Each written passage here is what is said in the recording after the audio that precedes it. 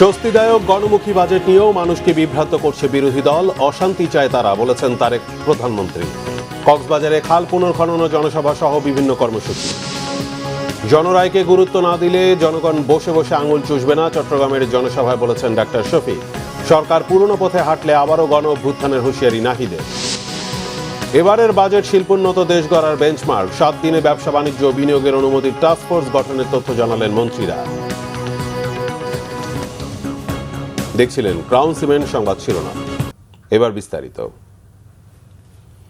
দীর্ঘ প্রায় 17 বছর নির্বাসনে থাকার পর গত 25 ডিসেম্বর দেশে ফিরে ঢাকার পূর্বাচলে গণসংবর্ধনা অনুষ্ঠানে বলেছিলেন, উই হ্যাভ আ প্ল্যান। আজ কক্সবাজারে জনসভায় সেই বক্তব্যের ব্যাখ্যা দিয়েছেন প্রধানমন্ত্রী তারেক রহমান। শনিবার সন্ধ্যায় কক্সবাজারের চকরিয়ায় জনসভায় তিনি এই ব্যাখ্যা দেন। এ সময় তিনি বলেন, জনগণের ভাগ্য উন্নয়নের সমস্ত কাজই তার আই হ্যাভ এ প্ল্যানের অংশ। প্রধানমন্ত্রী বলেন, এবার একটি জনমুখী বাজেট পেশ করা হয়েছে এবং সবাই বলছে এই বাজেট মানুষের উপকারে আসবে, কিন্তু কিছু স্বার্থান্বেষী মহল বাজেট নিয়ে সমালোচনা করছে এবং বাজেট পেশ করার আগেই তারা রাস্তায় নেমে গেছে। যারা বাজেট ঘোষণার সঙ্গে সঙ্গে রাস্তায় নেমে এর বিপক্ষে মিছিল করে তারা জনগণের বন্ধু হতে পারে না।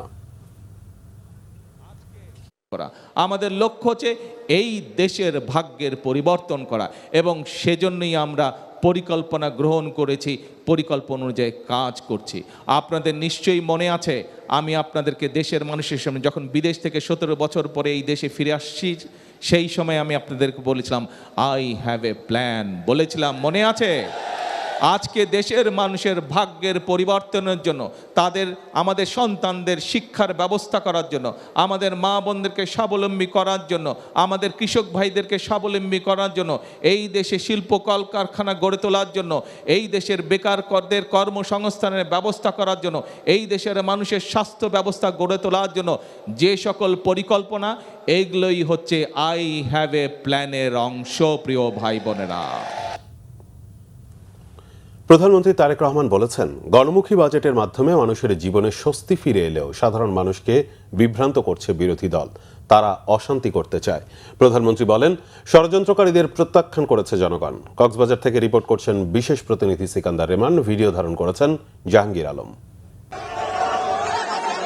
প্রতিকূল আবহাওয়ার মাঝেও প্রধানমন্ত্রী তারেক রহমানের কক্সবাজার সফর।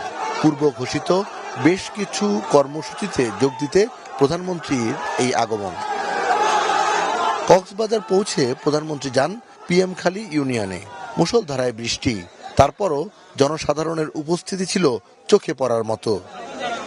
প্রায় 50 বছর আগে শহীদ রাষ্ট্রপতি জিয়াউর রহমান যে পাতলিখাল খননের মাধ্যমে এ অঞ্চলের কৃষকের মুখে হাসি ফুটিয়েছিলেন, সেই খাল পুনর্খননের মাধ্যমে প্রায় 40,000 মানুষের জীবনধারায় গতি আনছেন তারেক রহমান।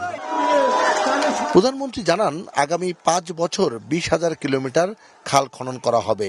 কৃষক কার্ড, ফ্যামিলি কার্ড সহ দেশের মানুষের কল্যাণে বর্তমান সরকারের নেয়া জনমুখী কর্মসূচির কথাও উল্লেখ করেন তিনি। সেই ভোটের কালি শুকানোর আগে আমরা কৃষক কার্ড দেওয়া শুরু করেছি, ভোটের কালি শুকানোর আগে আমরা খাল খননের কাজ শুরু করেছি।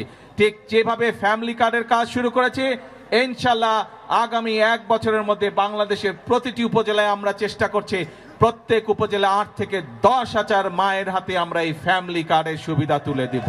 জনগণের শক্তি হচ্ছে আমাদের সবচেয়ে বড় শক্তি।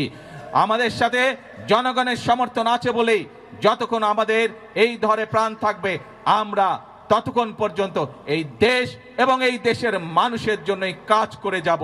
প্রধানমন্ত্রী জানান, এবারের বাজেটে নিত্যপণ্যের দাম কমিয়ে জনজীবনে স্বস্তি ফিরিয়ে আনা হয়েছে, অথচ দেশের মানুষকে বিভ্রান্ত করতে কাজ করছে বিরোধী দল। আমরা যেমন মানুষের নিত্য প্রয়োজনীয় জিনিসের, ওষুধ, বিভিন্ন চিকিৎসার বিষয়ের ট্যাক্স কমিয়ে দিয়েছি।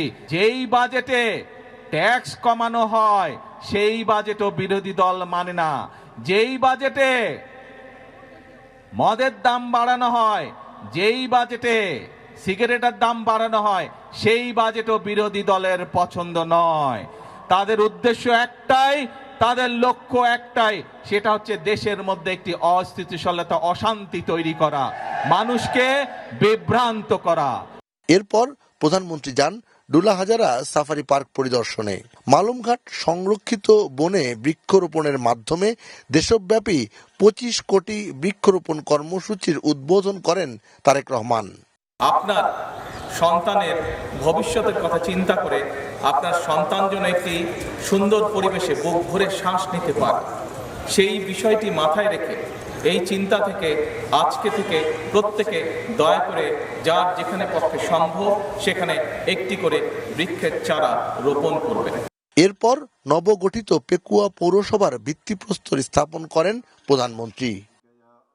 পরে প্রধানমন্ত্রী তারেক রহমান কক্সবাজারের নবগঠিত মাতামুহুরী উপজেলার ভিত্তিপ্রস্তর এবং মাতামুহুরী থানার উদ্বোধন করেন। নির্বাচনের আগে যেসব ওয়াদা দিয়েছিলেন বর্তমান প্রধানমন্ত্রী তারেক রহমান, সেই ওয়াদাগুলো কিন্তু তিনি একের পর এক বাস্তবায়ন করছেন। সাধারণ জনগণকে ধৈর্য ধারণ করে সরকারকে সহযোগিতার কথা বলছেন তিনি। সব ষড়যন্ত্র মোকাবেলায় ঐক্যবদ্ধ থাকাই একমাত্র উপায় বলে মনে করেন তিনি। অন্ন, বস্ত্র, বাসস্থান, শিক্ষা এবং চিকিৎসার মতো মৌলিক অধিকার বাস্তবায়নে বর্তমান সরকার বদ্ধপরিকর বলেও জানান তারেক রহমান। সিকান্দার রেমান, বাংলাভিশন, কক্সবাজার। 24-এর গণ অভ্যুত্থানে চট্টগ্রাম বিভাগের প্রথম শহীদ মোহাম্মদ ওয়াসিম আকরামের কবর জিয়ারত করেছেন প্রধানমন্ত্রী তারেক রহমান। শনিবার বিকেলে পেকুয়া উপজেলায় শহীদ মোহাম্মদ ওয়াসিমের গ্রামের বাড়িতে নিজে গাড়ি চালিয়ে যান প্রধানমন্ত্রী। এ সময় তার সঙ্গে ছিলেন সহধর্মিণী ডাক্তার জুবাইদা রহমান, স্বরাষ্ট্রমন্ত্রী সালাউদ্দিন আহমেদ এবং তার সহধর্মিণী হাসিনা আহমেদ।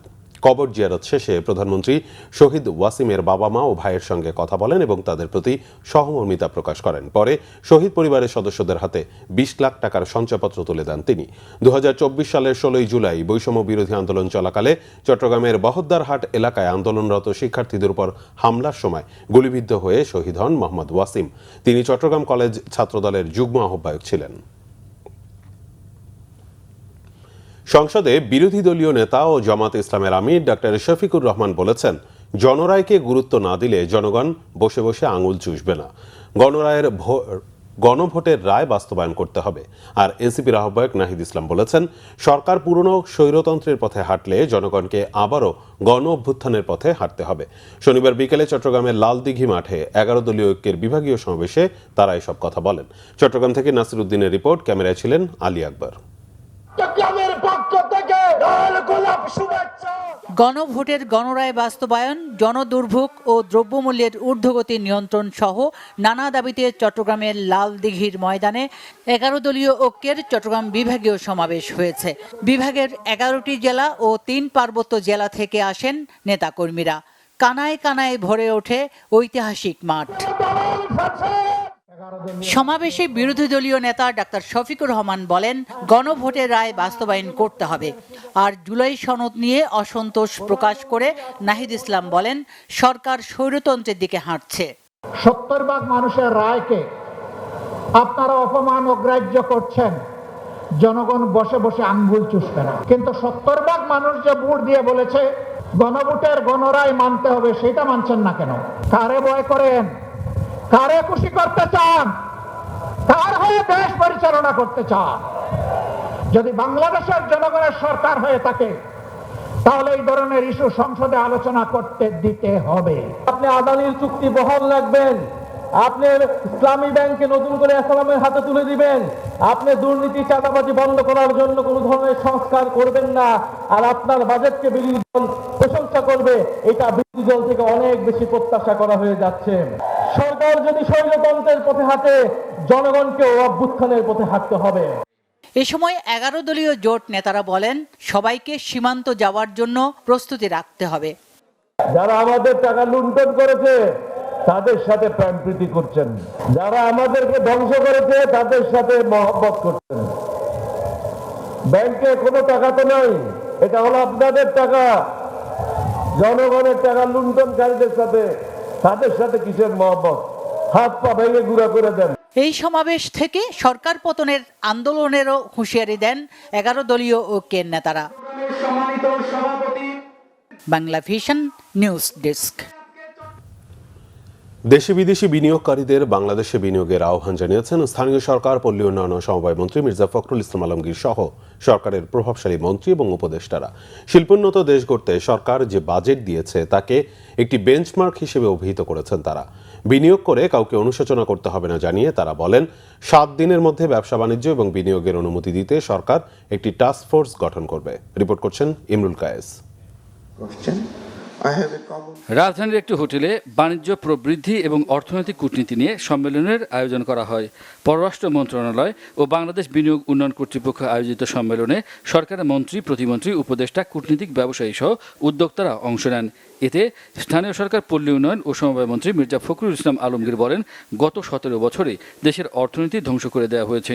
ভঙ্গুর অর্থনীতিকে পুনরুদ্ধার করতে সরকার বিনিয়োগ সহ অন্যান্য বিষয়ে বাজেটে গুরুত্ব দিয়েছে। আমরা দেশের শিল্প কারখানাকে আরো উন্নত করতে চাই। এটা অর্জনে প্রস্তাবিত বাজেট হবে বেঞ্চমার্ক। আমরা আপনাদের বিনিয়োগের আহ্বান জানাচ্ছি, কথা দিচ্ছি, বিনিয়োগ করে কাউকে অনুশোচনা করতে হবে না।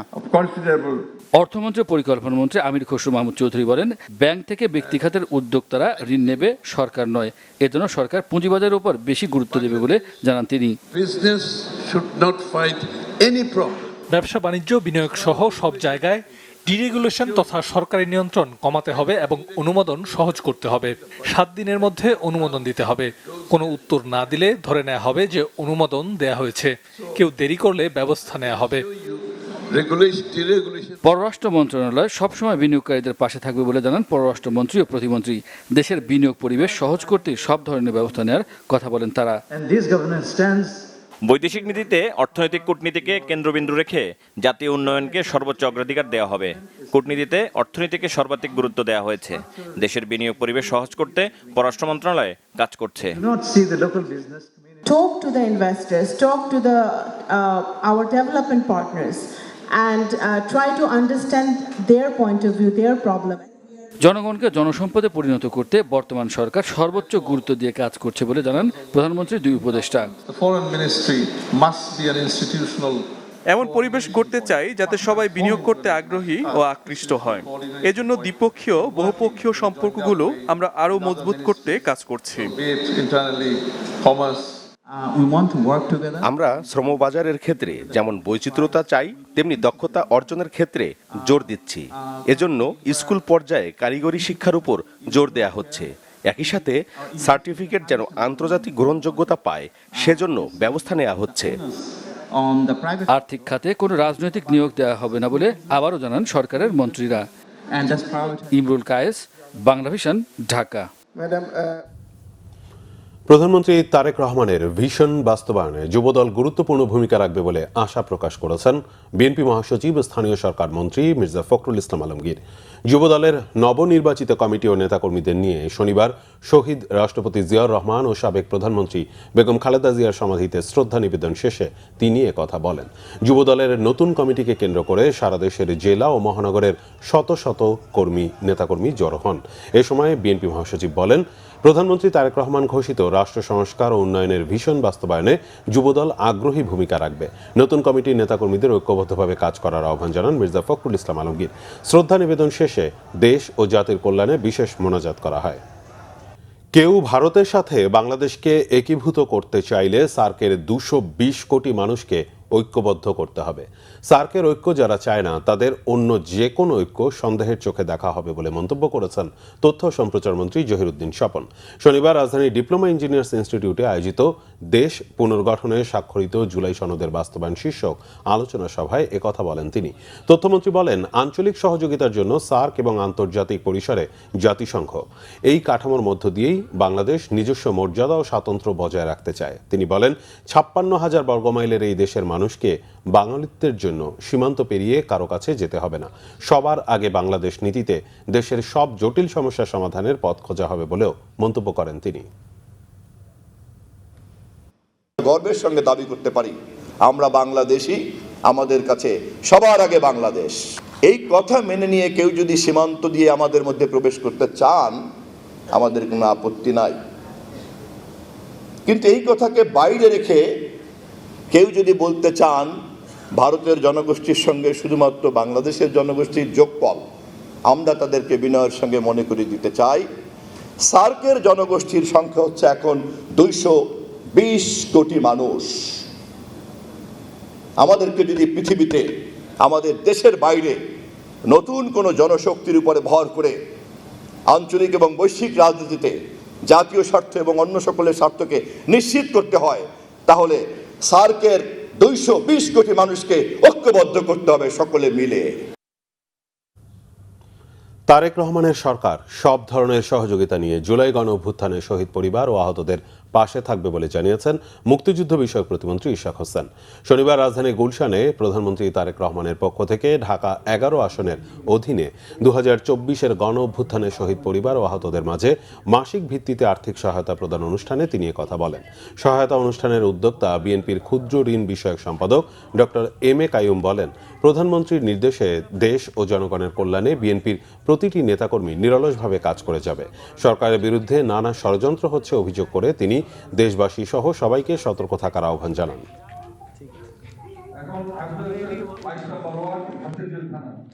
গণতন্ত্র পুনরুদ্ধারের জন্য, মানুষের ভোটের অধিকারের জন্য এবং সকল ধরনের অন্যায় জুলুমের বিরুদ্ধে বুক পেতে দাঁড়িয়েছেন, অনেকে শহীদ হয়েছেন, অনেকের অঙ্গহানি হয়েছে এবং আপনারা যে আত্মত্যাগ সেটির উপর ভিত্তি করে আজকে কিন্তু আমরা আবার একটা মুক্ত বাংলাদেশে বসবাস করছি। তো সেটির বিষয়ে আমরা সবসময় শ্রদ্ধাশীল এবং আমরা সবসময় আপনাদের যে প্রয়োজনীয় যে সেবাগুলো প্রয়োজন সেগুলো দেওয়ার জন্য আমরা প্রতিনিয়ত কাজ করে চলেছি। এবারের বাজেট 3 জায়গায় চমৎকারভাবে বিন্যাস করা হয়েছে বলে জানিয়েছেন সড়ক পরিবহন, নৌ ও রেলপথ মন্ত্রী শেখ রবিউল আলম। শনিবার রাতে রাজধানী ধানমন্ডিতে এক আলোচনা সভায় তিনি কথা বলেন। সড়ক মন্ত্রী বলেন, বাংলাদেশের ইতিহাসে এত চিন্তাশীল বাজেট এর আগে হয়নি। জনপ্রত্যাশার বাজেট দেওয়া হয়েছে। দক্ষ মানব সম্পদ উন্নয়ন, অবকাঠামোর উন্নয়ন ও সামাজিক উন্নয়নকে প্রাধান্য দেওয়া হয়েছে এতে। শেখ রবিউল আলম আরও বলেন, রাজনৈতিক দলগুলো চাইলেও এই বাজেট নিয়ে সমালোচনা করতে পারেনি। ঈদ পুনর্মিলনী ও সংবর্ধনা অনুষ্ঠান সম্পন্ন করেছে ঢাকাস্থ তিতাস উপজেলা জাতীয়তাবাদী ফোরাম। নেতাকর্মীদের মধ্যে ঐক্য, সাংগঠনিক সম্প্রীতি জোরদারের বার্তা দেওয়া হয়েছে এই আয়োজন থেকে। শনিবার সন্ধ্যায় রাজধানীর বেইলি রোডে অফিসার্স ক্লাবে আয়োজিত অনুষ্ঠানে প্রধান অতিথি হিসেবে উপস্থিত ছিলেন বিএনপির সাংগঠনিক সম্পাদক অধ্যক্ষ মোহাম্মদ সেলিম ভুঁইয়া এমপি। অনুষ্ঠানে প্রধান বক্তা হিসেবে বক্তব্য রাখেন ফোরামের প্রধান পৃষ্ঠপোষক ডক্টর মোহাম্মদ সাজ্জাদ হোসেন ভুঁইয়া। দেশকে গণতান্ত্রিক ধারায় এগিয়ে নিতে জাতীয়তাবাদী শক্তির ঐক্যের কোনো বিকল্প নেই বলে জানান বক্তারা। সংবাদ শেষ করব ক্রাউন সিমেন্ট শিরোনামগুলো আরেকবার জানিয়ে।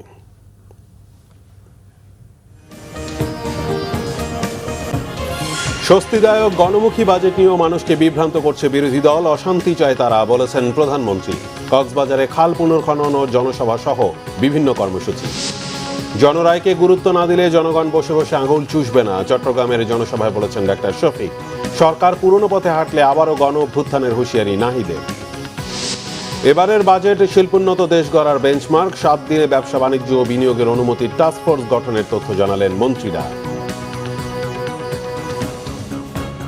এই ছিল এখনকার মতো। পরের সংবাদ সকাল 7:30টায় দেখার আমন্ত্রণ রইল। এছাড়া বাংলাভিশন সংবাদ ও সংবাদ সংশ্লিষ্ট অনুষ্ঠান দেখতে ভিজিট করুন www.bvnews24.com ও facebook.com/banglavisionnews এবং সাবস্ক্রাইব করুন youtube.com/banglavisionnews। ধন্যবাদ।